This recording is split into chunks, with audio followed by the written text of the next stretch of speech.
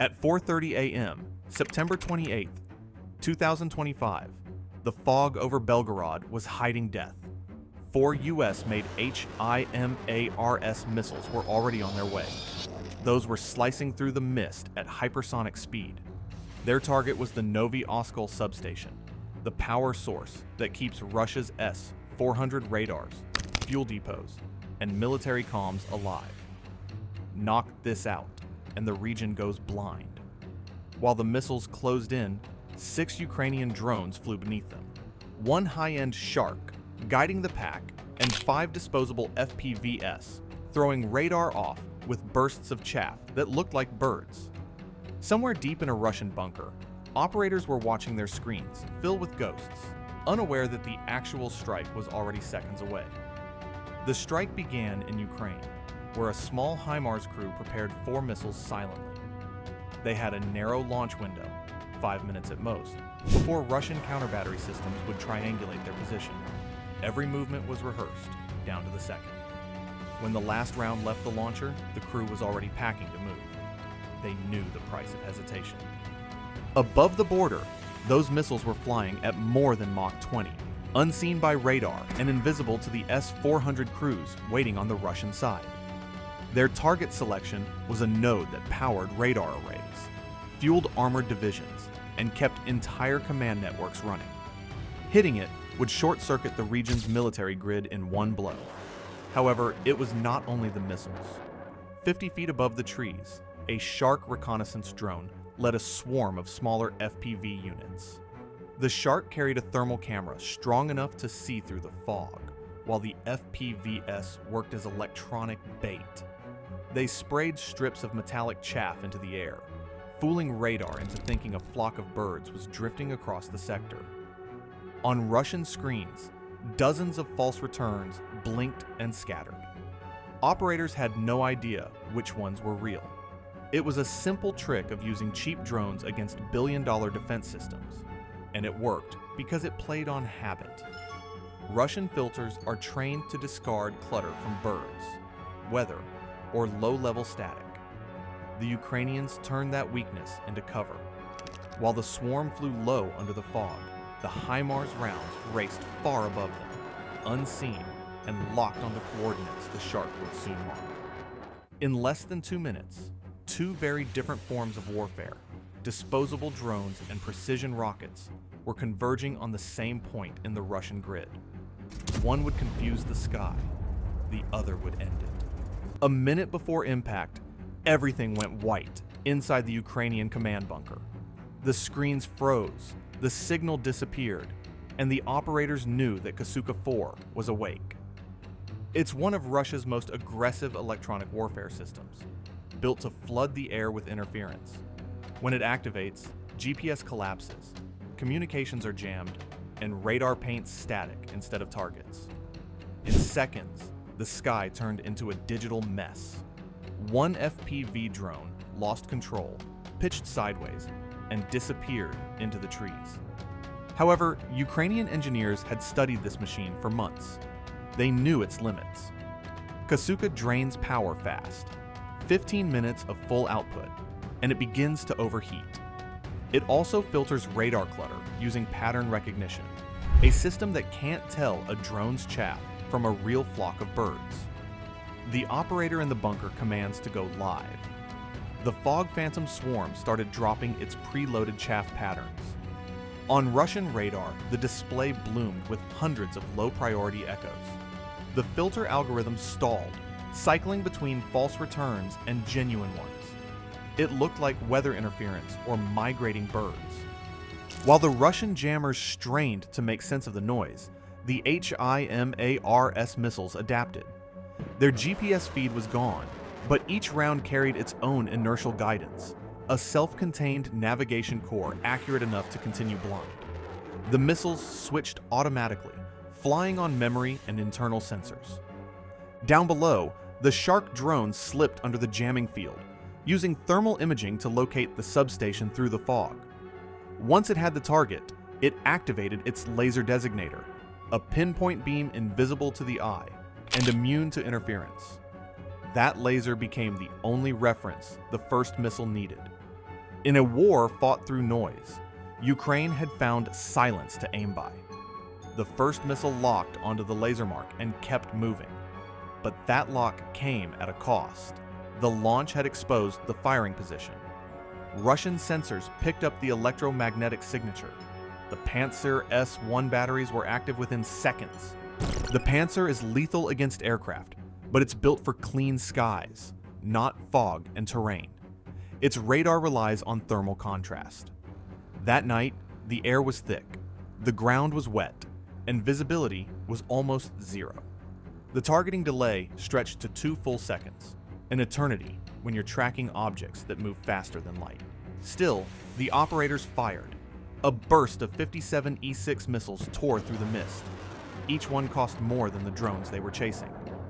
One HIMARS warhead disappeared in a blinding flash midair.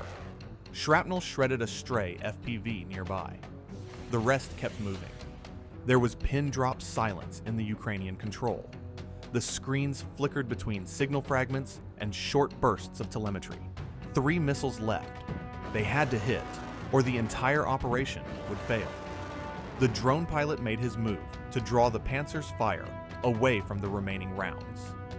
4 FPVs dove into the tree line, throwing flares hotter than exhaust flames. The Russian gunners locked onto the decoys immediately. Every launch burned more ammunition, while every miss exposed more of their radar output. At that time, the Shark drone stayed low, hugging the rise of a nearby hill. Its laser painter stayed fixed on the substation's main transformer. The second HIMARS missile adjusted by half a degree, which sounds negligible, but in actuality, it was critical in flight. It followed the beam. Behind the lines, the launch crew had already started moving again. The truck roared down a dirt road, empty tubes smoking because every second counted before Russian counter-battery fire turned the last position into dust. The battle over Belgorod was no longer about who fired first. It was about who disappeared even faster. By 4:33 a.m., the living threat woke up. The S-400 Triumph, Russia's long-range shield, came online with a roar of energy that rippled through the airwaves.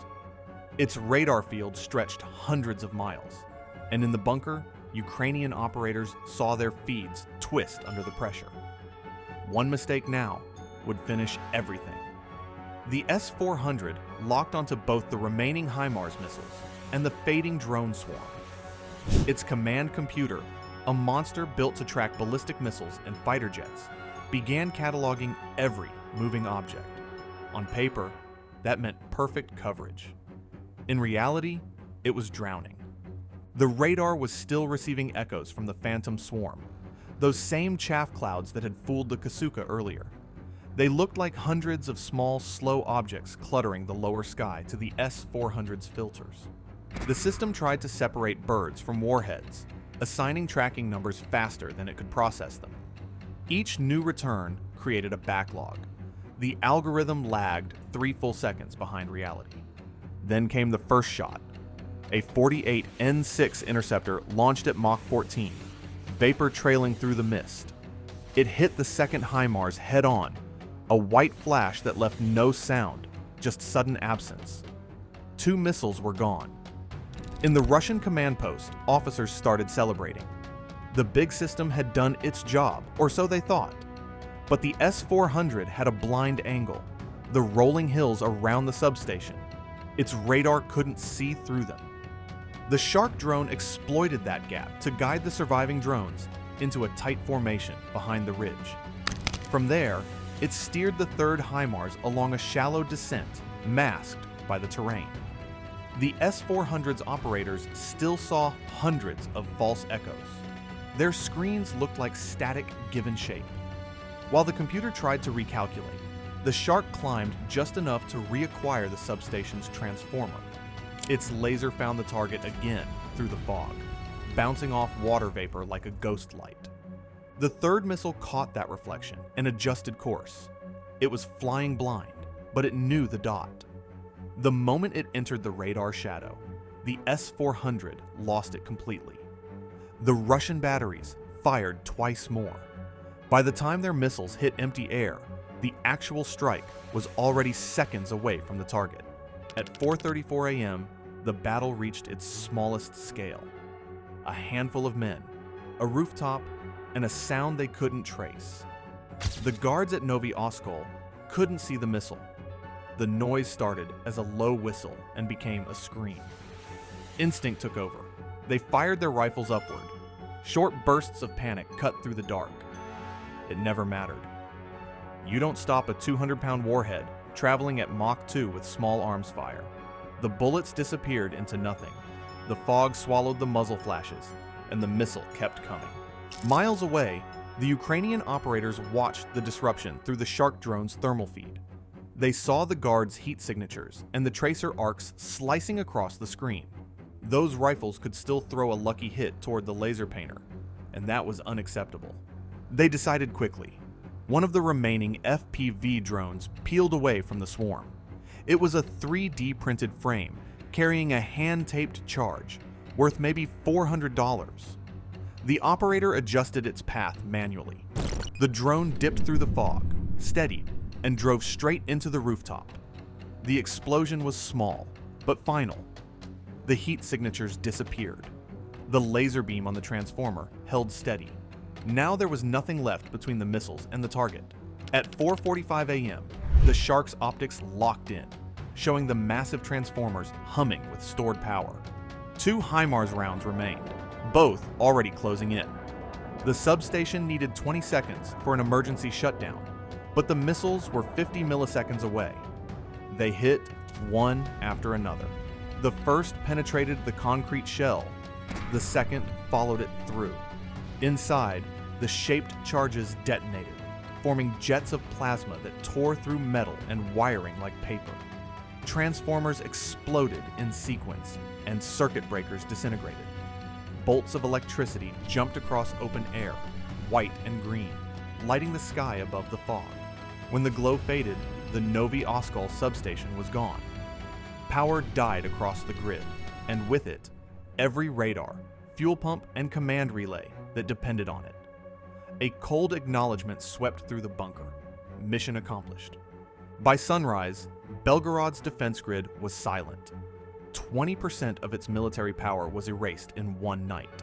The S-400 was blind, the depots were dead, and Russia's Western Command went dark. Ukraine literally rewired modern warfare. If you want more comprehensive breakdowns like this, subscribe now. Also, drop your thoughts below. What target do you think they'll hit next?